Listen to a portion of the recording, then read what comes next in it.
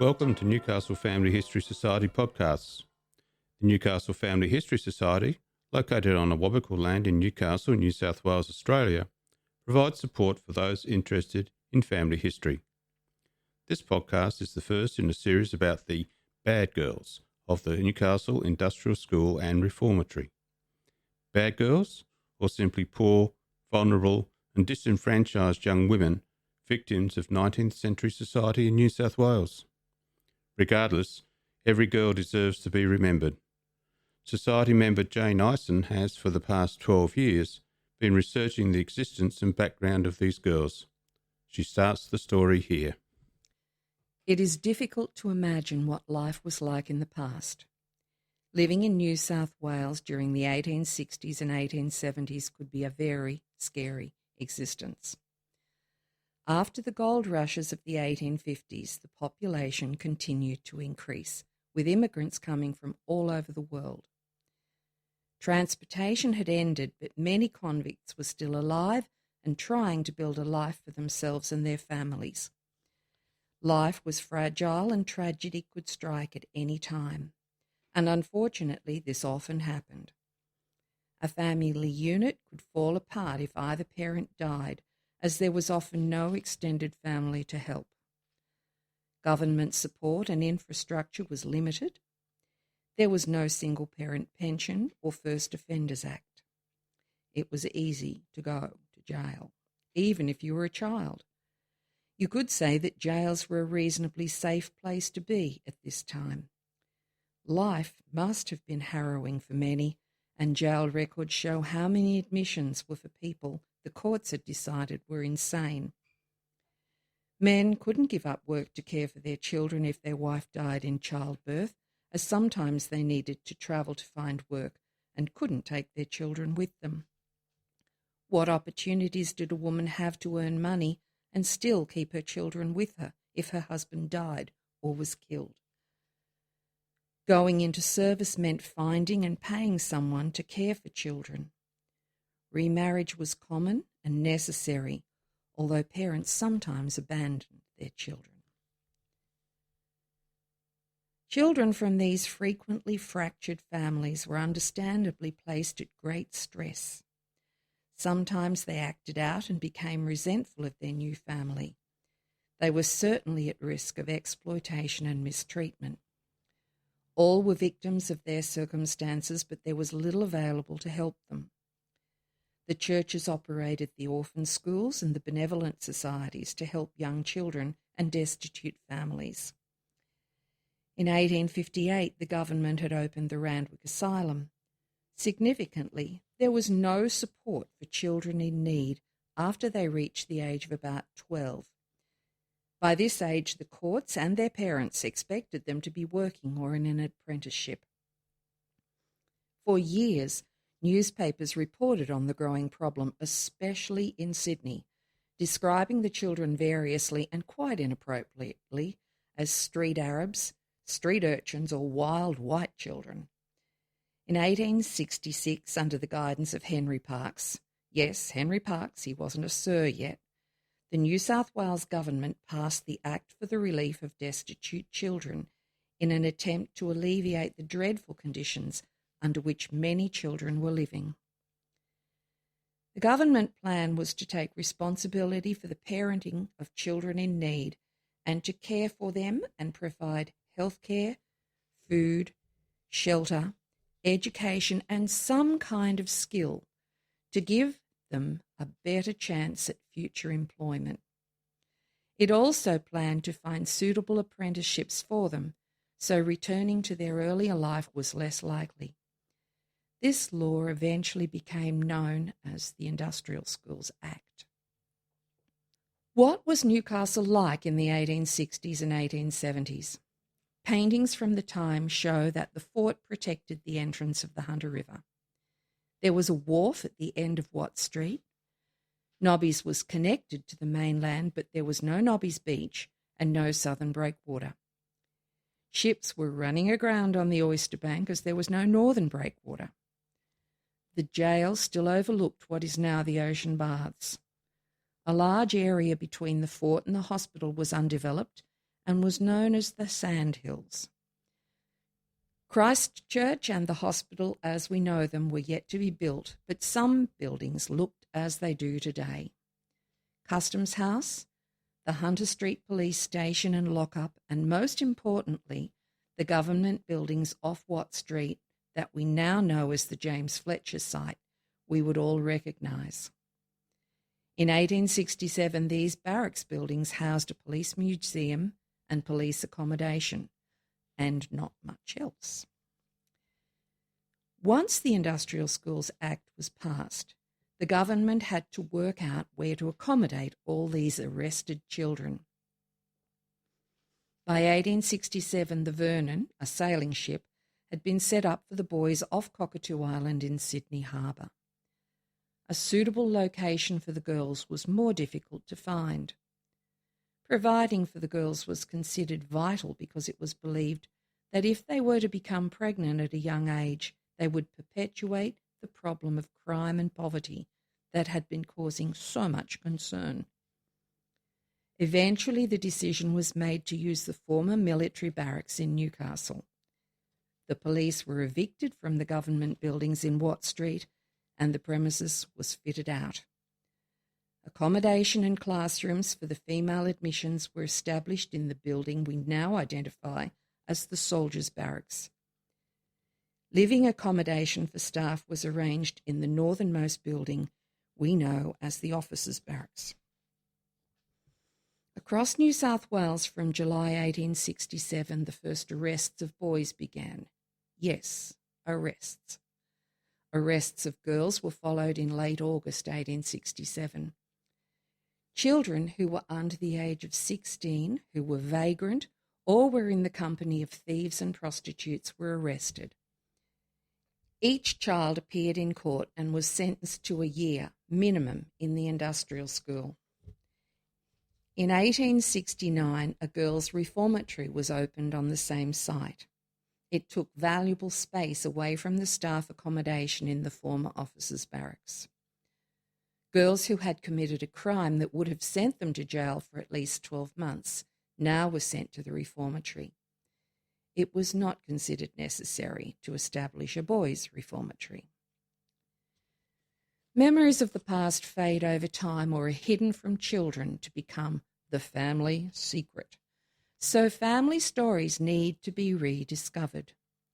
Every family is part of history, so descendants are often those who uncover those faded memories or family secrets. Family researchers, however, sometimes reach a point where identifying an ancestor becomes almost impossible. For my family, Margaret Poole was one of those ancestors. Margaret suddenly appeared in Gunnedah in 1875 when she married. According to her marriage certificate, she had not been born overseas as I had expected, but in Sydney in about 1856. There was no trace of her or her family anywhere. I reasoned that the easiest way to Gunnedah was up the Hunter River, but there was no evidence of any family in towns along the river. I even visited Gunnedah to see if there was any evidence of her father Robert or any other family member. There was a Robert Poole living in Newcastle, and I hoped by reading the Newcastle Church of England records, as you do, I might find a trace, any trace, of him. Might he have been a witness at a marriage? Was there any clue to the work he did? I began to read, and amazingly I soon found Margaret's name. On the 27th of February 1869, Margaret was baptised at Christchurch. This shocking discovery named her parents, recorded that she had been born in Cook's River, and also that she was a pupil at the industrial school. Cook's River was in Sydney, and the parents matched what I knew. Here was my elusive ancestor, and this was how I stumbled upon the existence of the Newcastle Industrial School for Girls. I had at that time no idea what this school was, so I tried to learn more, only to find that nobody else knew anything much either. Back in 2009, there were no Sydney or Newcastle newspapers from the 1860s and 1870s on Trove, but there were many articles about the Newcastle school in newspapers from other states, and they all told pretty bad stories. Over the years and months, more newspapers were scanned to Trove, and I began to create a list of the Newcastle admissions whose names had been lost to time. Many were in the news for all the wrong reasons, but at least they appeared in their own right. I began to uncover their tragic stories and was so moved by what I found, I decided to write about each girl, using the newspaper reports and the many undigitised letters at State Archives in Kingswood. Every biography was put onto my website, recording the family and history of each admission.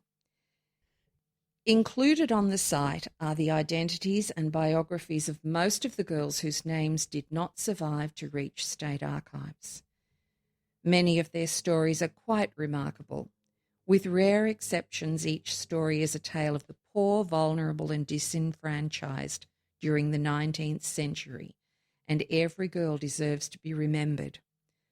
While the life of the poor and vulnerable at this time may make shocking reading, the stories of success were numerous, as most of these girls went on to become loving wives and mothers and successful women.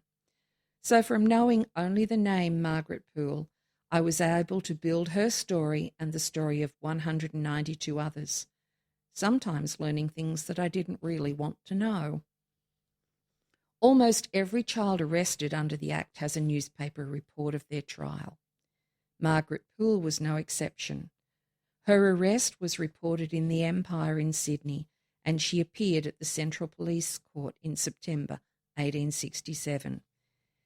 The Empire wrote, Margaret Poole, a little girl aged 12 years, in rags and apparently half-starved, was brought before the court. She had been arrested by virtue of a warrant at the instance of Senior Sergeant Taylor. She has been living in a house on the Illawarra Road, Cook's River. The persons with whom she was living, named Hardy and Gardner, were quite unfit to have the care of the child. Both Hardy and Gardner were drunken women and improper characters. The child was ordered to be sent to the public industrial school at Newcastle, and the bench very humanely ordered her to be at once supplied with something to eat. The constables in Sydney considered that Margaret's place of arrest was in fact a house of ill repute, also known as a brothel, and that Betsy Hardy and her associate Gardner were prostitutes. What is not reported or even considered at the time is that it was also a refuge for children like Margaret, whose mother had died and whose father needed someone to care for her. Margaret arrived in Newcastle shortly after her trial, and I was horrified to learn that a medical examination verified that she was a virgin and that she had no sexually transmitted diseases, unlike some of the other admissions. Margaret was one of only 2 girls from the school who were baptised in 1869 when she was about 13. Dates and circumstances suggest that she had at least one ulterior motive for deciding to be baptised. The day before, Joseph Hines Clark, the new superintendent of the school, perhaps hoping to inspire the difficult girls in his care, had baptised his 15-year-old son, George. I like to imagine that Margaret had planned to impress young George Clark, but she would also have wanted to give his father a good impression of her. Margaret remained in the school until November 1870, when at about the age of 15 was apprenticed to Scone as a housemaid, being paid about 4 shillings a week. In May 1872, she attempted to leave this apprenticeship early and returned to her father in Sydney by declaring that she was a year older than she actually was. A letter from the Sydney police showed that they had visited her father, who provided her correct birth date. So Margaret moved to a new employer on the Liverpool Plains. She probably never saw her father again, as he drowned in Botany Bay about 3 months later. Margaret died in childbirth in Uralla in 1888 at the age of 33. Children admitted to an industrial school were apprenticed to households across New South Wales, often moving great distances from their parents and siblings and causing their descendants a lot of trouble. If you have family members in this situation, then you too may have an ancestor who had been in an institution. Compiling the names and personal histories of each girl has uncovered much of the social history of this time and drawn an interesting image of Newcastle. 4 short, tumultuous years, the Industrial School for Girls and the Reformatory existed side by side at Newcastle. The inmates and what they did at the school became infamous, and their exploits as individuals or as a group were reported in local and national newspapers, strongly featuring accounts of their outrageous behaviour, ribald language, frequent escapes, and wild rioting. In the next podcast in this series, learn about some of the admissions to Newcastle and why things may have begun on a bad footing for the school. Thanks for listening to this podcast. In the next episode, Jane will give an overview of ages and locations and will focus on some of the first admissions, particularly the older girls who caused no end of trouble. You may also like to visit nis.wikidot.com for a more detailed account of the Newcastle Industrial School and Reformatory. Be sure to join us again on Newcastle Family History Society podcasts.